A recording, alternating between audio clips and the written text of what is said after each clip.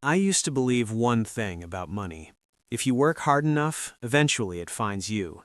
That was before I met Caleb. Caleb wasn't rich, not yet, but he talked like a man who'd already owned yachts and lost them out of boredom. Smooth voice, clean smile, always one step away from the next big opportunity. We met at a small co-working space in Phoenix. I was building a simple digital marketing agency, nothing glamorous. Local businesses, dentists, auto shops, restaurants, real work, real invoices, real late nights. Caleb walked in like he owned the building. He sat across from me and said, "You're the only one here who looks hungry. Everybody else looks desperate." I laughed, even though it wasn't funny. Then he leaned closer. "What if I told you I know people who can put serious capital behind you?" That word, capital, hit like electricity. I said the same thing any smart person would say. "Why me?" Caleb smiled like he'd been waiting for that question. "Because you're not stupid and you're not lazy.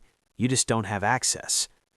Over the next week, he started showing up every day, not to work, to talk. He talked about investors in Miami, a hedge fund guy in Chicago, a private lender in New York who doesn't waste time.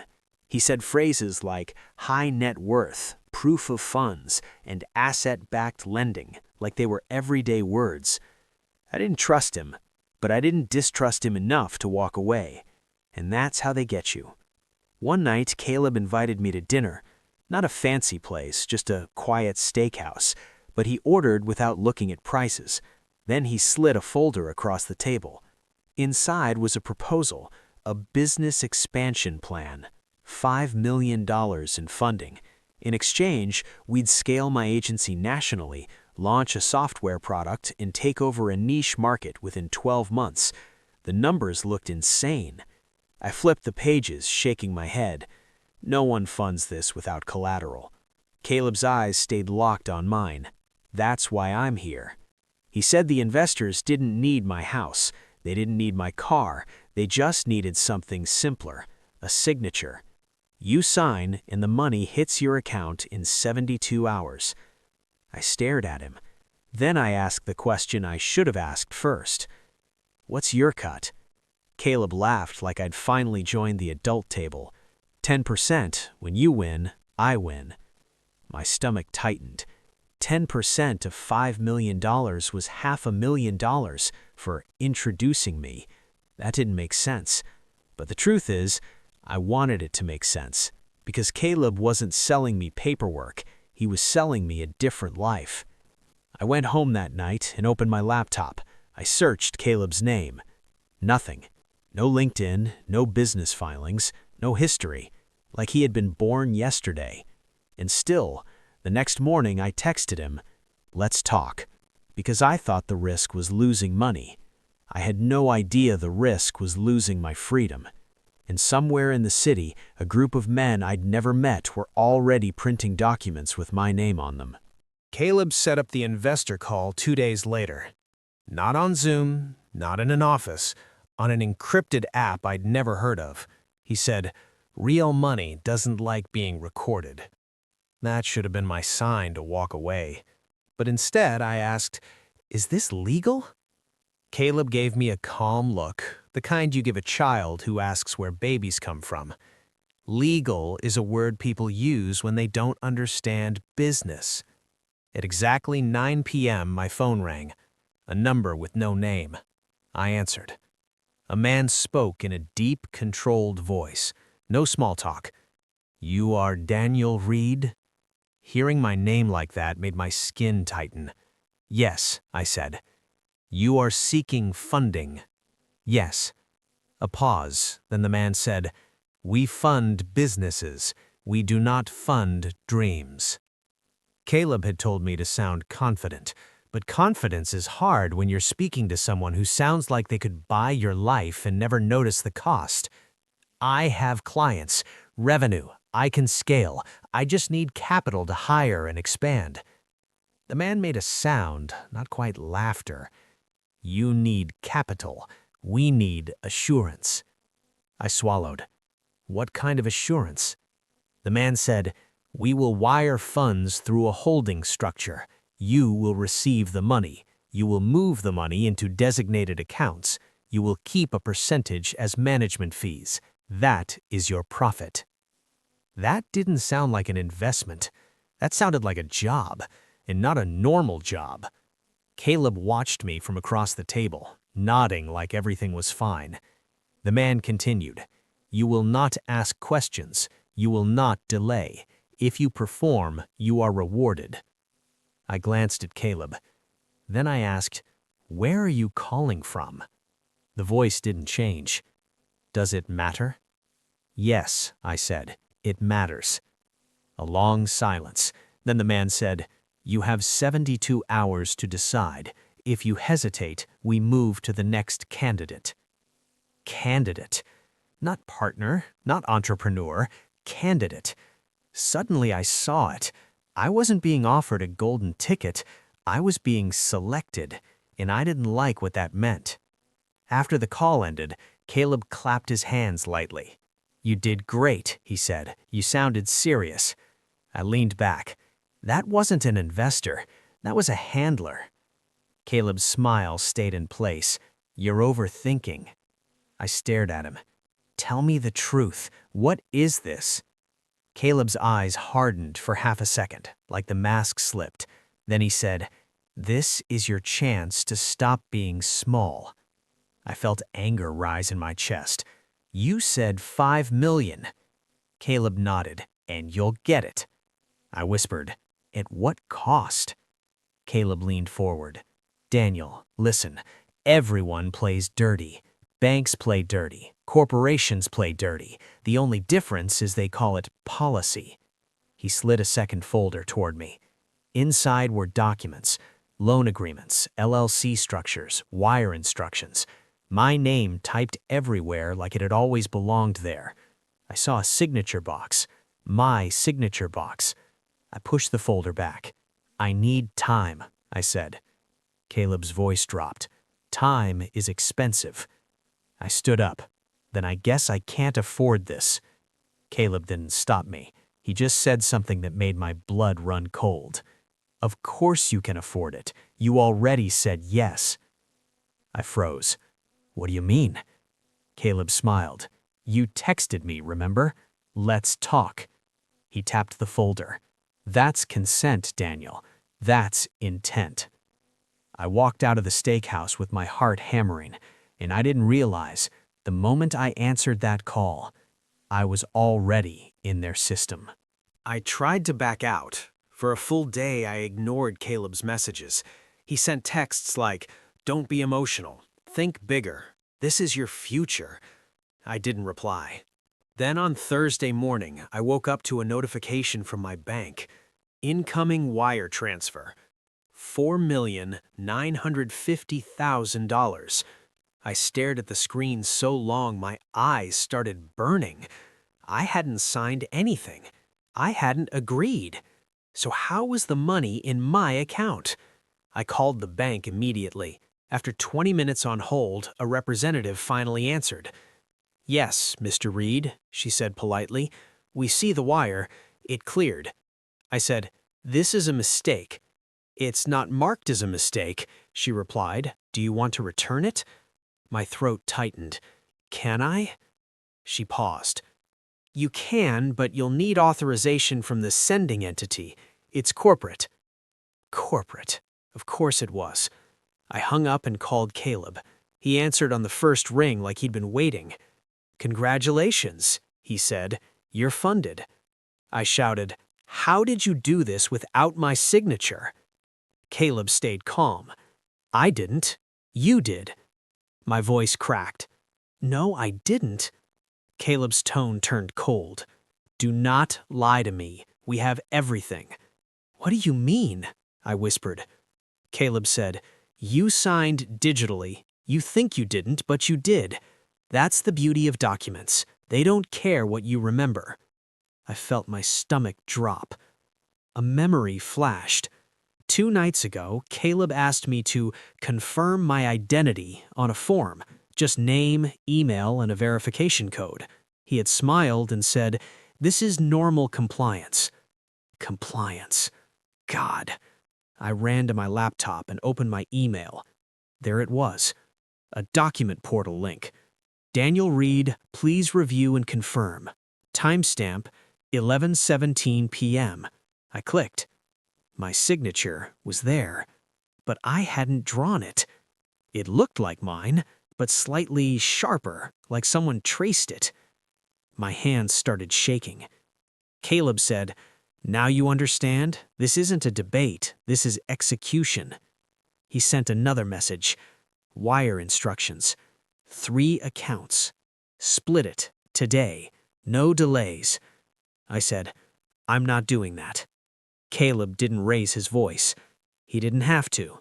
He just said, "Then you'll keep it all." I was silent.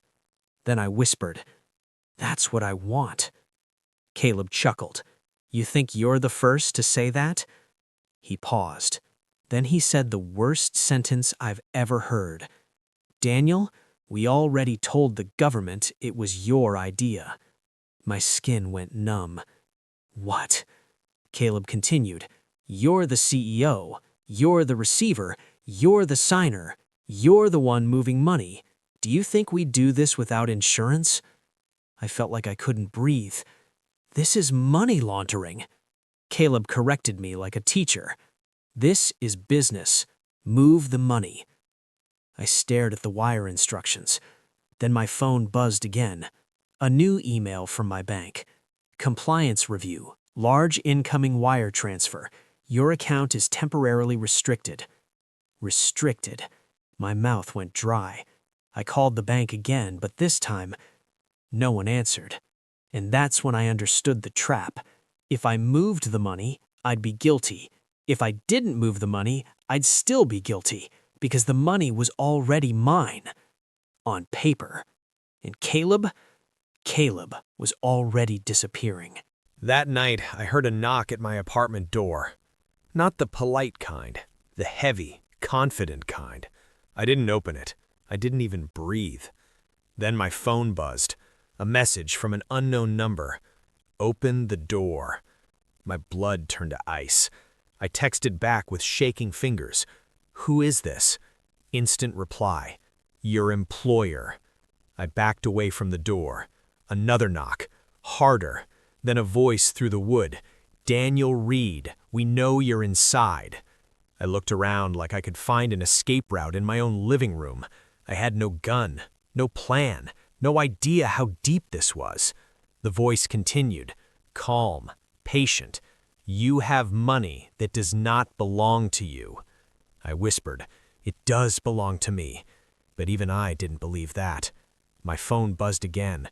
"Do not make this complicated. We do not like complicated." I stepped closer to the door, just enough to speak. "What do you want?" The voice answered like it was simple. "Move the funds. Tonight." I pressed my forehead against the wall, eyes closed. "How do I know you won't kill me after?" Silence. Then the voice said something worse. "We will kill you if you do not." I fell into my chair, dizzy.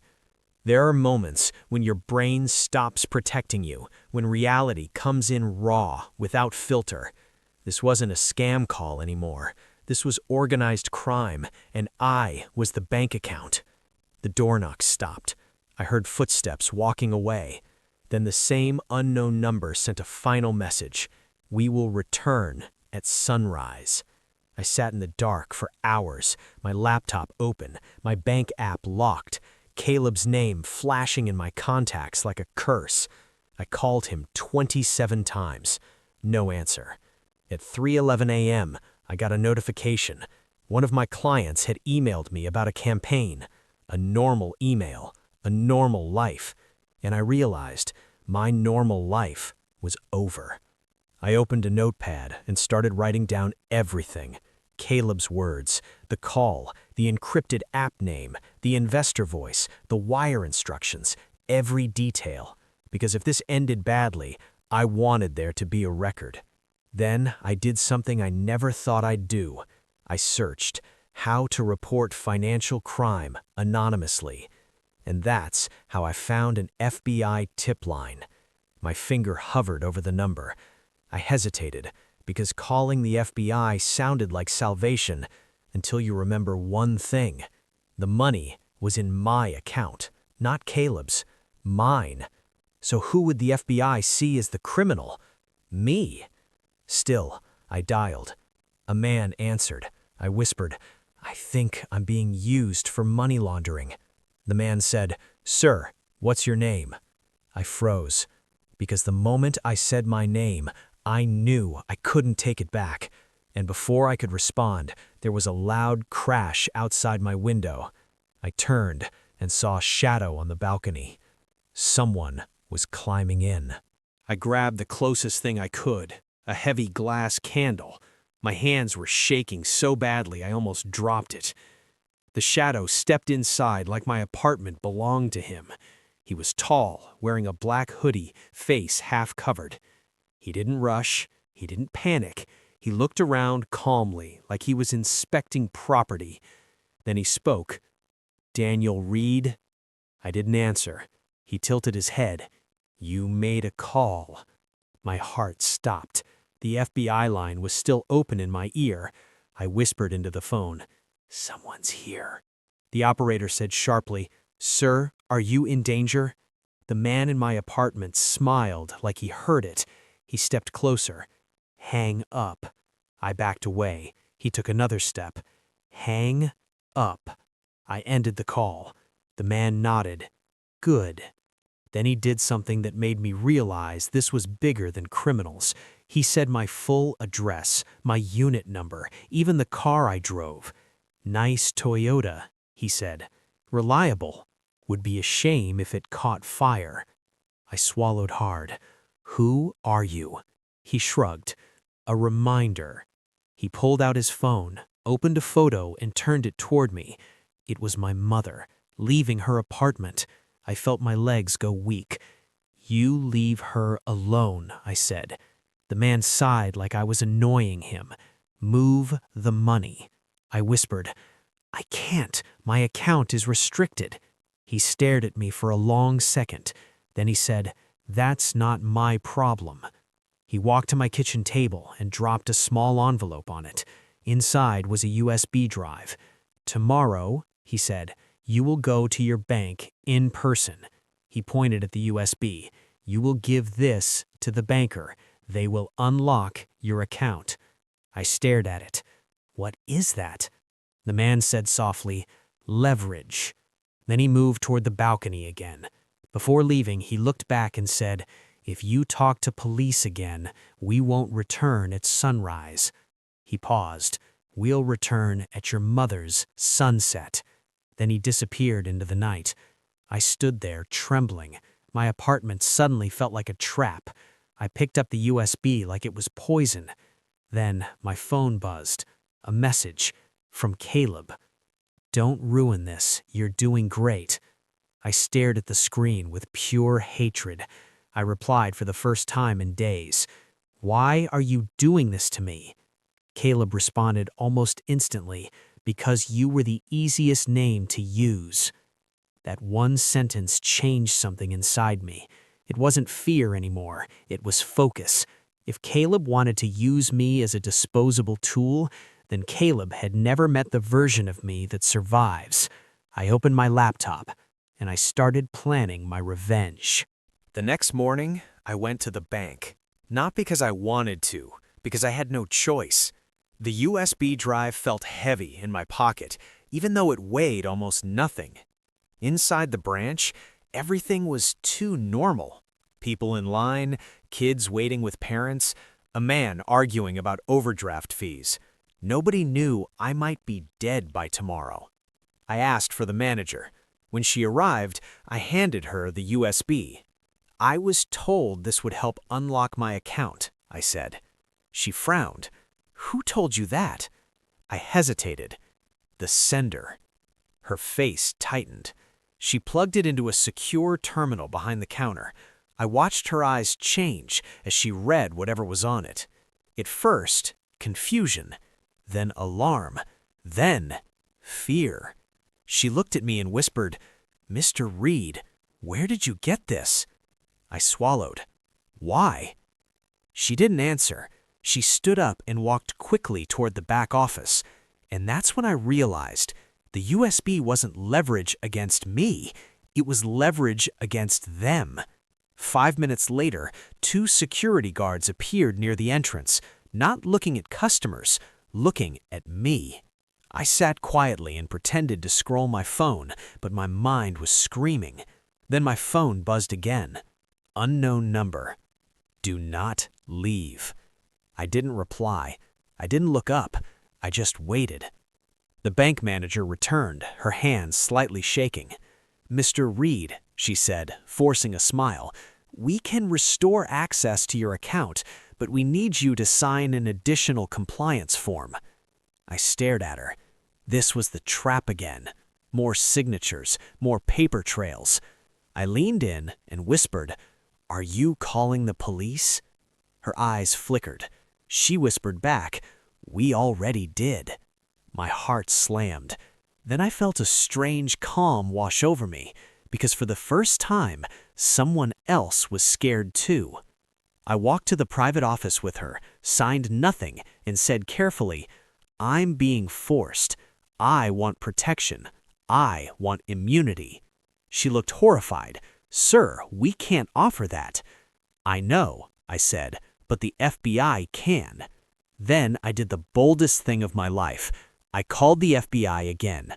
This time, I gave my name, my full name.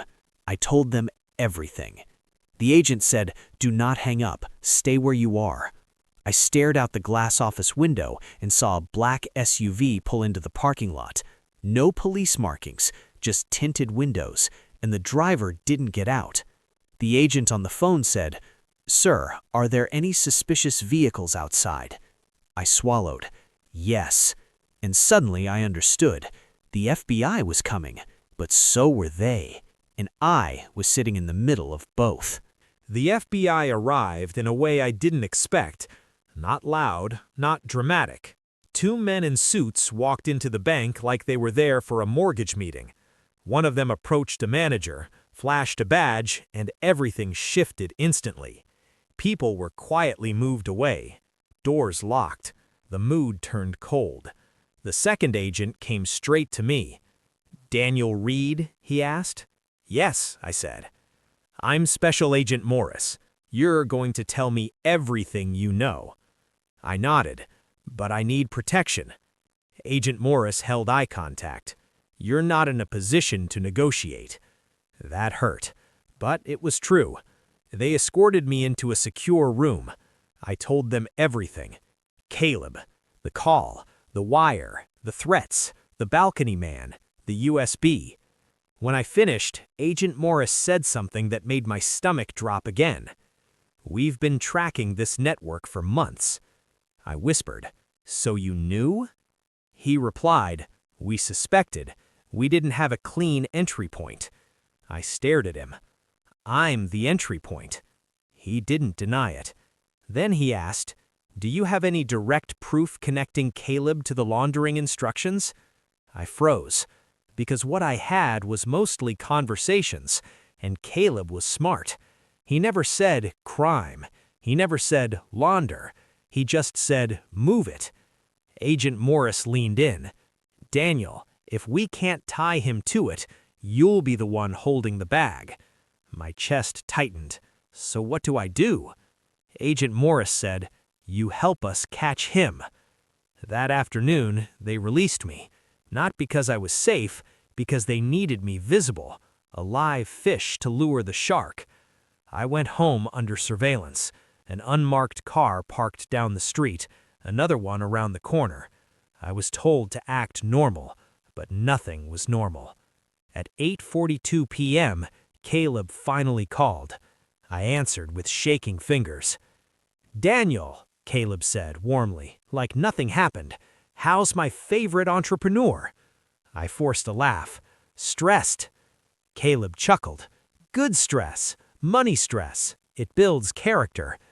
I said, "My bank account got restricted. I went in person." Caleb's tone tightened.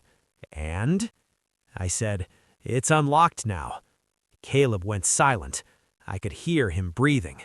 Then he said, "I'm coming to you." My pulse spiked. "Why?" I asked. "To celebrate, and to make sure you're still loyal." I swallowed. "Sure." He gave me an address, a warehouse outside the city. "Come alone," he said. "No games." After the call ended, my phone immediately rang again. Agent Morris. "What did he say?" he asked. I whispered. "He wants to meet. Tonight. Warehouse." Agent Morris replied, "Perfect." I stared at my reflection in the dark window, because I knew what was happening. Tonight wasn't just a meeting. Tonight was a test, and if Caleb suspected even one thing, I wouldn't live long enough to regret it. The warehouse sat alone in the desert outskirts like it had been abandoned for years. No signs, no business name, just a steel door and a flickering light. I parked where Caleb told me to. I kept my hands visible, calm, normal, but my heart was pounding so hard it felt like it was trying to break my ribs. I was wired, not like movies with big microphones, a tiny device taped under my shirt. Agent Morris had said, "Don't touch it, don't look at it, just talk." Easy to say, hard to do when you might die. I walked to the door. It opened before I knocked. 2 men stood there. Not Caleb. Bigger. Colder. One searched me quickly. "Phone," he said. I handed it over. He patted my chest, paused, and for one terrifying moment I thought he felt the wire. But he didn't, or he pretended not to. They led me inside. The air smelled like dust and gasoline. Then I saw Caleb, sitting on a folding chair like a king. He stood up with a wide smile. "There he is," he said, "my golden boy." I forced a smile back. "You picked a weird place." Caleb laughed. "Privacy is expensive." He walked toward me slowly, like he was studying my face. "You look tired, Daniel." I shrugged. "Long week." Caleb nodded. "Yeah, laundering millions will do that to you." My stomach twisted. He said it casually, like a joke, but it wasn't. He leaned closer and whispered, "Do you know what I love about you?" I swallowed. "What?" Caleb smiled. "You still think you're the victim." He snapped his fingers. One of the men brought a laptop, opened it, and turned it toward me. On the screen was my email portal. Documents, signatures, wire chains. But now there was something new. A folder labeled Daniel Reed Intent. Inside were screenshots of my texts, my calls, even my internet searches. How to report financial crime anonymously. How to return corporate wire transfer. How to avoid prison for money laundering. Caleb watched my face fall. "You tried to run," he said softly. I whispered, "I was scared." Caleb's smile disappeared. He slapped me so fast my ears rang. "You don't get scared. You get rich." I stumbled back. One of the men grabbed my arm. Caleb pointed at the laptop. "Here's what's going to happen. You're going to move the money exactly as instructed. Then you're going to sign a confession that says you created this scheme." My voice broke. "No." Caleb leaned in. "Yes." I glanced around the warehouse. No windows, no escape, just steel, shadows, and silence. Then Caleb pulled out his phone and played a video. My mother, walking to her car, a man following her. Caleb paused the video and looked at me. "You have until sunrise," he said, "or she disappears." My whole body went cold, and in my ear, under the fabric, the wire device buzzed softly, meaning the FBI had heard everything. Now the only question was, would they get here in time? The drive home felt like I was underwater. Everything looked normal. Traffic lights, gas stations, billboards. But my life had become a countdown. Sunrise, my mother, Caleb's threat. When I got home, Agent Morris was already waiting inside. He didn't ask how I was. He asked one question. Did he mention your mother? I nodded, trying to breathe. Yes. Agent Morris's jaw tightened. We'll move her now. I grabbed his sleeve. Please. He looked at me for a moment, then said, Daniel, we're going to end this tonight. I was given a choice. I could disappear into protective custody immediately, or I could help them lure Caleb into making one more mistake, one more direct statement, one more piece of evidence. And the truth? After what Caleb showed me, I didn't just want safety. I wanted him destroyed. So I agreed. At 2 a.m., I texted Caleb. Fine, I'll move it, but I need you to come. I don't trust your men. Caleb replied, Smart boy, don't make me regret it. The FBI set up the trap at my apartment complex. Unmarked units hidden, agents positioned like shadows. My phone was monitored. The plan was simple. Caleb comes, he confesses, they arrest him. I waited in my living room with my lights on, heart racing. At 3:27 a.m., my phone buzzed. Unknown number. Open the door. Same message as before. I opened it. Caleb stepped inside wearing a dark jacket, smiling like he just won a lottery. He looked around. Nice place. Bought with my money. I forced a laugh. I didn't move it yet. Caleb's smile faded. Why? I said, because I want to know what happens after. Caleb stared at me. After what? After I move the money, I said.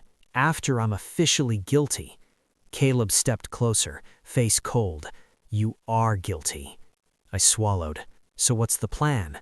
Caleb leaned close enough for me to smell his cologne. He whispered, You take the fall. We disappear. I forced my voice steady. And if I don't? Caleb's eyes turned dead. Then your mother dies first. Then you. My stomach turned. But I needed more. I asked, Why me? Caleb smiled. Because nobody will miss you. The moment those words left his mouth, the apartment lights went out. The door behind him exploded open. FBI agents poured in like a flood. Federal agents, don't move! Caleb spun around, shocked. For the first time, his confidence cracked. He raised his hands slowly, laughing like it was a joke. You idiots, you think this ends with me?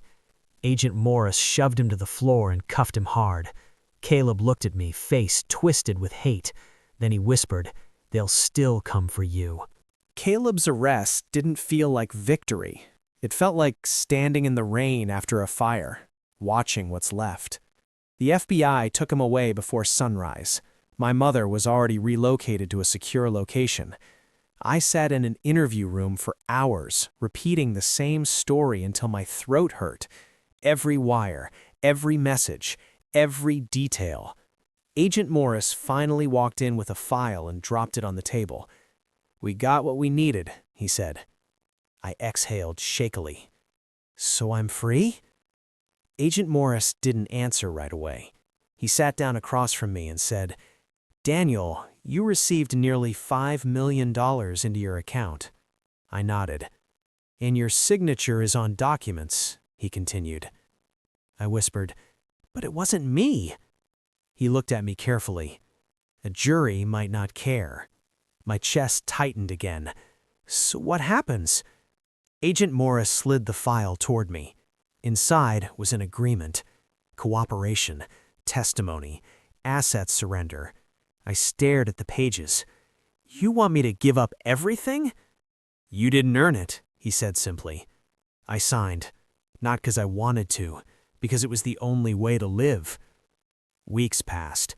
The network didn't collapse overnight, but Caleb's arrest started a chain reaction.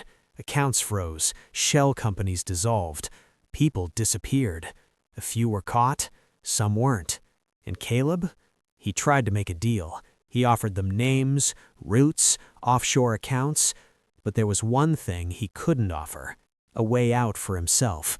Because I gave the FBI something more valuable than documents.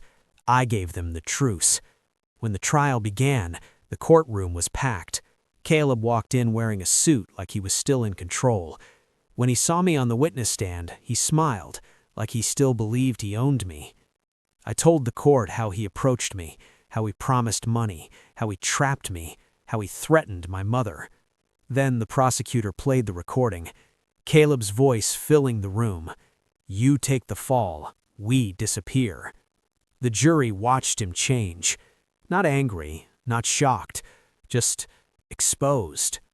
Caleb leaned back in his chair, staring at the ceiling like he was doing math, calculating what this would cost him.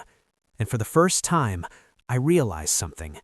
Caleb wasn't powerful. He was just practiced. The verdict came faster than anyone expected. Guilty. On everything. As they led him away, Caleb turned his head toward me. No smile now, just poison. He mouthed 2 words. Not over. But it was over. Not because he lost, because I survived. I left the courthouse with nothing. No $5 million, no company expansion, no dreams of luxury. But I had something stronger than money. I had my mother safe. I had my name back, and I had proof that the world's most dangerous people aren't always strangers. Sometimes they're the friend sitting beside you, promising to make you rich. And if you're listening carefully, you'll hear the truth behind the offer. They don't want to make you wealthy, they want to make you usable, and then disposable.